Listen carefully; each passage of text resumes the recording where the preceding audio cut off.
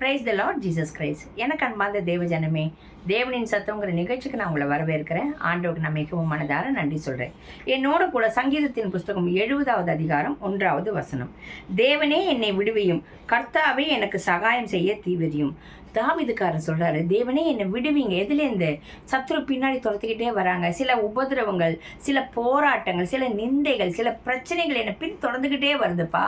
சில அடிமைத்தனங்கள் என்னை பின்தொடர்ந்து வருதுப்பா. இதுலேருந்து என்ன விடுதலையாக்குங்க. எனக்கு சகாயம் செய்ய தீவிரம் சீக்கிரமா வாங்கப்பா. You are my helper. நீங்க தான் எனக்கு உதவி செய்யணும். அவருக்கு தாவீதுக்கு நல்லா தெரிஞ்சிருக்கு, இந்த பிரச்சனை போராட்டங்கள்லேருந்து தேவன் மாத்திரம்தான் அவரை விடுதலையாக்க முடியும். அவர்கிட்டேருந்து மட்டும்தான் உதவி வர முடியும். அவர் படைபலத்தையோ பணபலத்தையோ மற்ற ஜனங்களையோ இல்லை தன்னோட சோல்ஜர்ஸையோ அவர் நம்பலை, தேவனை மாத்திரம் நம்பியிருக்காரு. இன்னைக்கு உங்களை நீங்கள் எந்த பிரச்சனை போராட்டத்தில் இருந்தாலும் எதுலேருந்து உங்களை விடுதலை ஆக்கணுமோ தேவனை நோக்கி நீங்கள் அமர்ந்து ஜபித்து அவரை கூப்பிடுங்க. அவர் உங்களுக்கு சகாயம் செய்ய நிச்சயமாக தீவிரித்து வருவார். ஆமீன். ஜபிக்கலாமா? எங்கள் அன்பின் பரலோக தகப்பனே, உம்மை துதிக்கிறோம், ஸ்தோத்தரிக்கிறோம்ப்பா.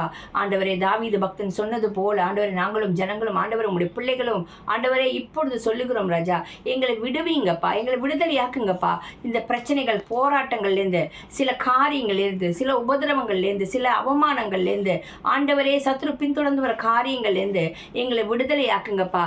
கர்த்தாவே, நீ சகாயம் செய்ய தீவிரித்து வாருங்கப்பா. உதவி நீங்கள் மாத்திரம் தானே செய்ய முடியும் தகப்பனே.